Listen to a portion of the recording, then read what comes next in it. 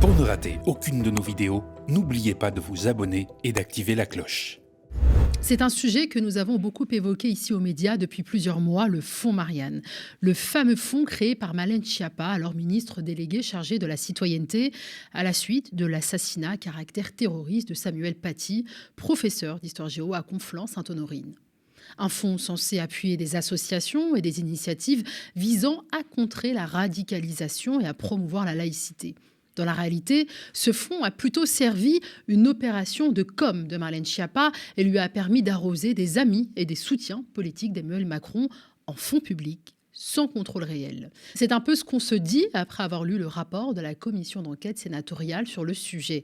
Une commission d'enquête née après de nombreuses révélations parues dans les médias sur ce qu'on peut considérer comme un véritable scandale qui, dans une république un peu plus exemplaire, aurait dû conduire immédiatement Marlène Schiappa hors du gouvernement et peut-être devant les tribunaux. Je reviens sur ce sujet avec mon camarade et collègue Théophile Kouamouo qui a épluché le rapport final de la commission d'enquête sénatoriale. C'est le fond de l'info.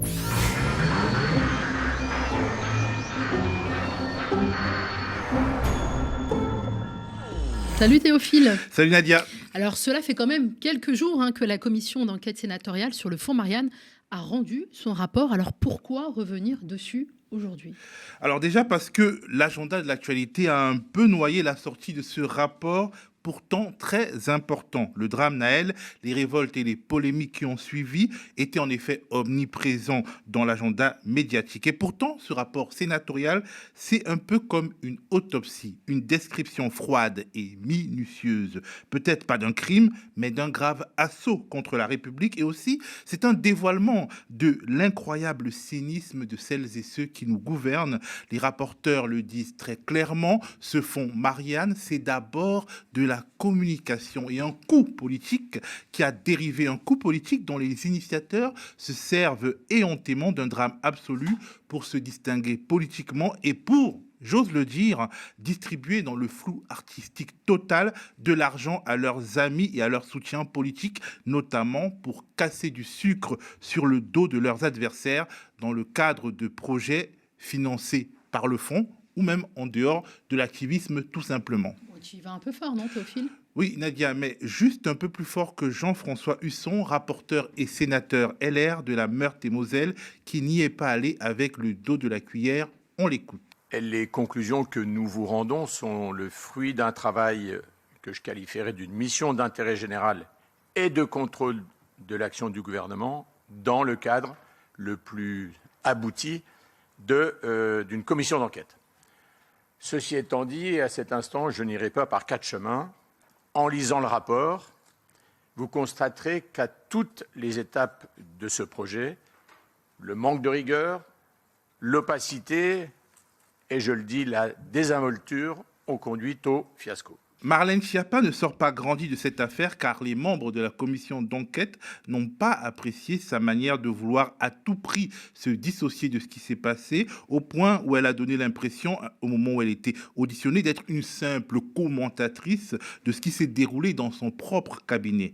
On se souvient que la chaîne YouTube du journal Les Échos a réalisé un montage qui traduisait bien sa drôle de ligne de défense. Moi, je n'interviens pas personnellement. Je ne suis pas dans le comité de sélection.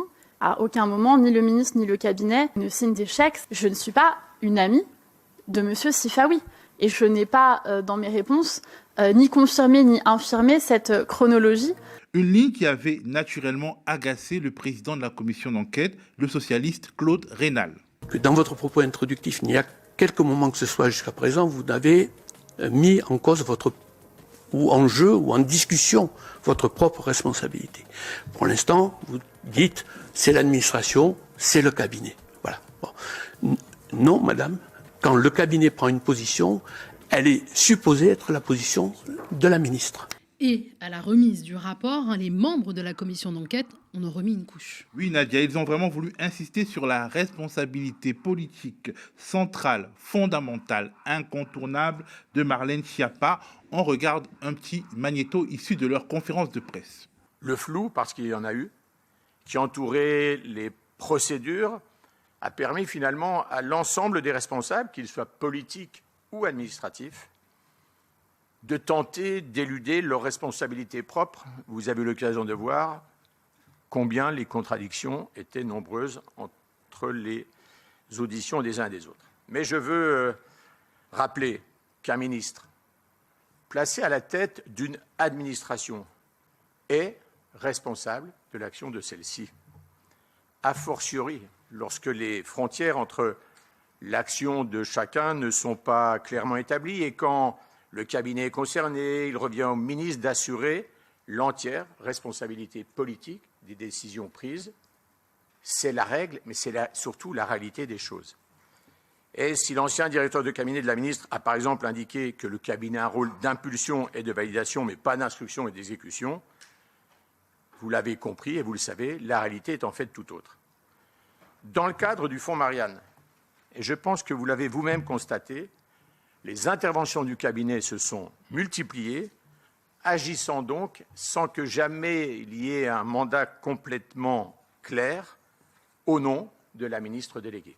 La promesse qui avait été faite solennellement devant les Français, à la suite d'un événement tragique, n'a pas été tenue, ce qui relève pleinement de la responsabilité politique de la ministre. Alors, ce qui est un peu fou dans le choix tactique de Marlène Schiappa, c'est que les preuves de l'implication directe de sa garde rapprochée dans des processus visant, dès le début, à favoriser un certain nombre d'associations amies sont très nombreuses. Oui, Nadia, ce qui frappe, c'est d'abord la précipitation dans laquelle le fonds Marianne a été mis en place au pas de course par l'équipe de Marlène Schiappa. Lors de la phase de lancement du fonds Marianne, tout d'abord, il y a un sentiment qui a prévalu, c'est un sentiment d'urgence qui a pris le pas sur toute autre considération.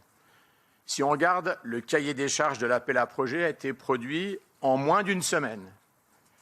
Et le directeur de cabinet de la ministre est intervenu pour réduire considérablement, il l'a dit, les délais pour que les porteurs de projets déposent leurs demandes. Initialement prévu sur 70 jours, le cabinet n'a en fait souhaité laisser que 20 jours, soit un délai manifestement largement insuffisant pour construire avec le sérieux qui convient les dossiers de candidature.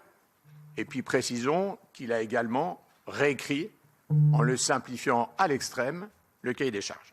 Alors la réduction du temps laissé aux porteurs de projets pour candidater peut déjà laisser supposer qu'on tend à favoriser ceux qui sont dans la confidence avant l'officialisation de l'appel à projet. Alors Nadia, si tu le permets, on reviendra dessus un peu plus tard. En tout cas, la réduction du cahier des charges, elle n'est absolument pas anodine. Le rapport de la commission d'enquête nous en apprend plus.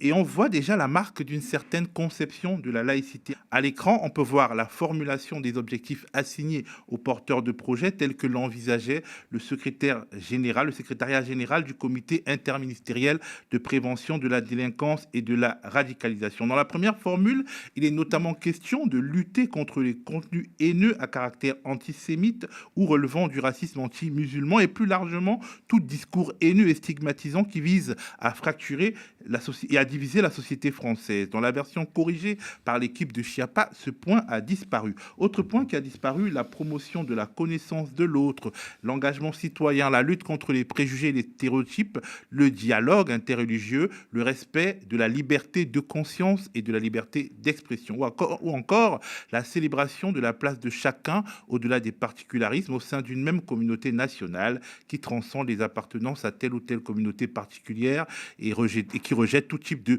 racisme et de haine. On parle notamment de la haine anti-LGBTQI. Ce qui reste au final, c'est la lutte contre la propagande séparatiste et la défense des valeurs républicaines. Tout ce qui relève de la concorde et de la lutte contre les stigmatisations a disparu. Marlène Schiappa tient son affaire et la composition du comité de sélection des projets éligibles au fonds Marianne en témoigne. Ensuite, il y a le sujet du comité de sélection, dont nous avons relevé qu'il est uniquement composé de membres du secrétariat général du comité interministériel de prévention de la délinquance et de la radicalisation, le SGCIPDR, et des membres du cabinet de la ministre. L'ensemble des intervenants relèvent donc de sphères administratives très proches, avec des rapports à la fois hiérarchiques, administratifs et politiques entre les membres, puisque pour certains qui sont membres à ce moment-là du cabinet, ils étaient juste auparavant membres du CPDR. Alors Théophile, un certain nombre d'associations ont été longuement évoquées dans le rapport de la commission d'enquête. La première, celle qui a reçu le plus d'argent, est l'Union des sociétés d'éducation physique et de préparation militaire, présidée par le fameux Mohamed Sifawi, un journaliste aux travaux contestés, osons le dire, un escroc. En tout cas, on peut considérer qu'il fait de l'escroquerie intellectuelle. Alors Nadia, celui qui raconte le mieux ce qui s'est passé, c'est le Claude Raynal, le président socialiste de la commission des finances du Sénat. Et ses propos viennent confirmer une démarche que l'on pourrait considérer quand même comme relevant, disons, du délit d'initié. D'abord, concernant l'USE-PPM, l'octroi d'une subvention à cette association a été envisagé bien en amont de la création et de l'annonce du fonds Marianne. Le mail de Mme Schiappa concernant l'octroi d'une subvention de 300 000 € à l'USE-PPM date d'ailleurs, vous le savez, du 6 avril 2021, soit la veille même de la décision de lancer le fonds Marianne et avant même donc le dépôt de tout dossier. De plus, M. Mohamed Sifawi a été reçu plusieurs fois par le cabinet de la ministre. Par la suite, les membres de son cabinet ont relancé, au moins à 2 reprises, pour savoir si l'administration avait bien reçu le dossier. On peut dire que la candidature de l'USE-PPM a été en phase d'instruction, fortement appuyée par le cabinet. La commission d'enquête n'est pas tendre avec l'association de Mohamed Sifawi et la manière dont elle a utilisé le pactole qu'elle a reçu. Dans son rapport, elle parle d'un bilan insignifiant au regard de la subvention. De fait, le bilan de ses productions sur Twitter, un des principaux champs de bataille identifiés, fait pitié. 401 tweets qui représentent en tout 123 000 impressions. En gros, le nombre d'impressions moyen d'un seul tweet de nos collègues Jémil Chandler ou Nicolas Maillard, qui sont des tweetos assez successful, on dira.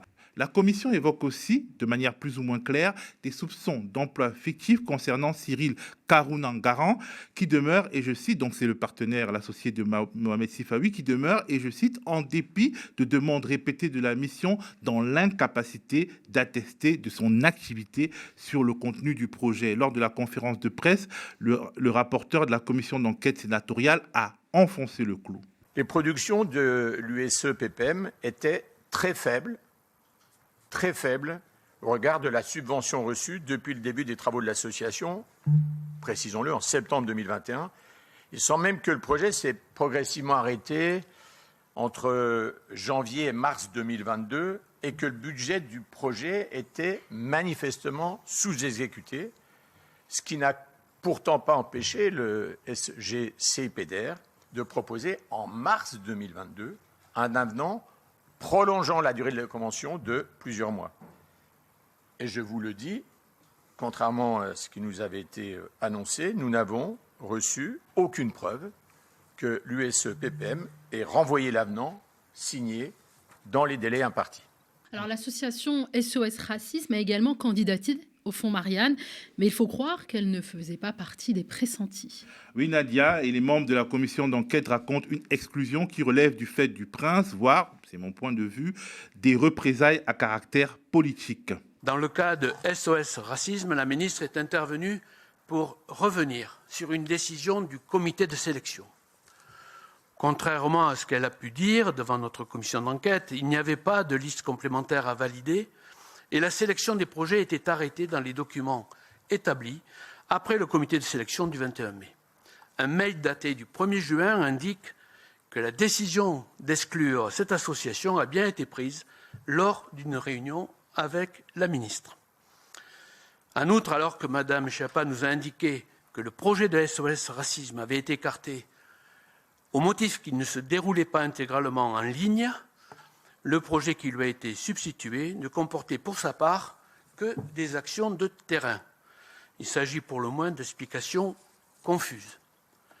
Enfin, la décision par la ministre et son cabinet d'attribuer, sans que cela ne soit proposé par l'administration, une subvention de 20 000 € à une association à la place de SOS Racisme relève tout simplement du fait du prince. Si la mission ne remet pas en cause le rôle de validation, évidemment, dont dispose un ministre, celui-ci doit intervenir dans un cadre précis. L'attribution des subventions dans le cadre du fonds Marianne a ainsi témoigné d'un mélange des genres qui n'est en aucun cas acceptable. Une autre association qui semble avoir été favorisée, c'est l'association Reconstruire le commun. C'est une toute nouvelle association qui n'a encore aucune sorte de référence et qui a la fâcheuse manie d'attaquer les adversaires politiques d'Emmanuel Macron, alors qu'elle est subventionnée là pour combattre le séparatisme. Concernant l'association Reconstruire le commun, s'il y a eu des dérives de l'association elle-même, nous considérons que l'administration et le cabinet de la ministre auraient dû être en mesure d'apprécier réellement la capacité à faire et les orientations de l'association. Le versement de but en blanc de centaines de milliers d'euros à des nouveaux entrants, qui n'offrent aucune garantie, n'est assurément pas une méthode à privilégier. Je vous rappelle que l'association n'avait, en avril 2021, que quelques mois d'existence et qu'elle avait déjà bénéficié d'une subvention de 39 000 euros du FIPDR, quelques semaines à peine après sa constitution. Mais pourquoi les bonnes faits du financement public ont à ce point couvert de cadeaux cette association dès le berceau ? Nadia, il faut regarder la chaîne YouTube de cette association, dénommée Comme Un, pour comprendre que c'est son zèle contre les adversaires politiques d'Emmanuel Macron qui est ainsi rémunéré sur fonds publics. Écoute ce qui peut s'y dire, par exemple, sur Sandrine Rousseau. Mais après, moi, je vous avais prévenu, en 2007, je vous ai dit, vous acceptez une Ségolène Royal maintenant, dans 10 ans, vous allez avoir des meufs encore plus chiantes qu'elle, donc encore plus casse-couilles, absolument. Donc, je suis absolument... Bah, moi, je vous aurais prévenu, hein. Moi, je vous aurais vraiment prévenu. Donc, on a une sorte d'hybride, encore une fois, entre Ségolène Royal et... Tu te rappelles de Shirley Dino chez Patrick Sébastien ? Tu vois un peu cette meuf ? Je n'ai aucune des références qu'il cite. Mais toi, on a le même âge en plus, c'est terrible. C'est son côté un peu enfant comme ça qui me fume un peu. C'est une sorte de, encore une fois, une Chantal Goya sous champignon. Et je l'ai. Ah, tu l'as celle-là ? Je l'ai celle-là. Elle essaye de te vendre des CD de Barba Papa. Elle essaye de te faire croire que le nucléaire c'est caca boudin, tout ça, machin. Ouais. C'est un peu bizarre. C'est absolument charmant et tellement féministe.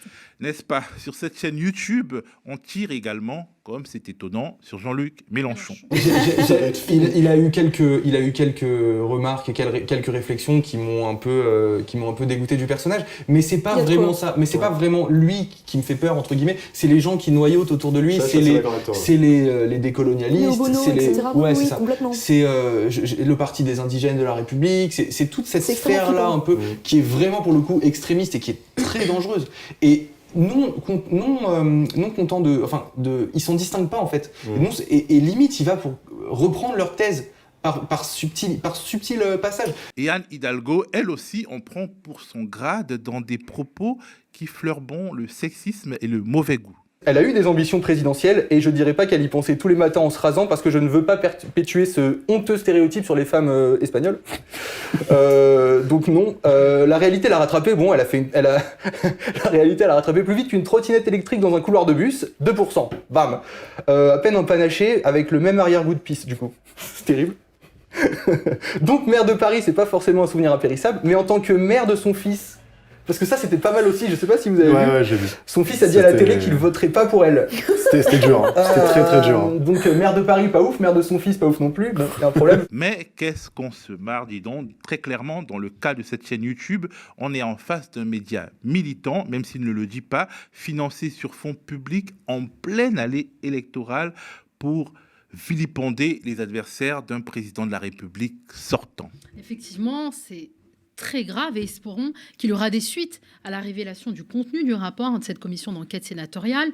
Mais justement, quelles sont les recommandations de cette commission d'enquête ? Bon, rien que de très banal, la commission préconise de définir un délai de droit commun de 2 mois pour les réponses aux appels à projets nationaux ou de conditionner l'octroi de subventions de plus de 23 000 euros, qui est le seuil réglementaire à partir duquel une convention attributive est obligatoire, à la présentation d'un premier bilan annuel d'activité ou alors d'interdire toute interférence du cabinet du ministre dans l'instruction des dossiers. Bref, des recommandations de bon sens et de bonne gestion qui ne devraient même pas être faites dans une république normale. Cela dit, le parquet national financier a ouvert une information judiciaire pour détournement de fonds publics par négligence, abus de confiance et prise illégale d'intérêt. Le feuilleton du fonds Marianne connaîtra donc une nouvelle saison. Une saison judiciaire. Merci Théophile pour ce décryptage et merci à vous de nous avoir suivis comme à chaque fin de saison. Nous réduisons quelque peu la voilure avec notamment la mise en pause de nos directs, mais l'actualité ne s'arrête pas et nous continuons à vous fournir dans ces moments importants nos reportages, enquêtes, entretiens, plateaux d'analyse, de débat et de décryptage, et ce, au quotidien. Vous le savez, l'intégrité de notre projet éditorial unique dans le PAF dépend toujours de votre soutien et de vos dons. Si nous voulons survivre à l'été, être prêts pour le grand virage de la saison 7, eh bien, il nous faut mobiliser au moins 100 000 € de dons. Déjà, 62 900 € ont été récoltés. Merci infiniment. Rendez-vous sur lemediatv.fr/soutien. On compte sur vous. Restez connectés aux médias.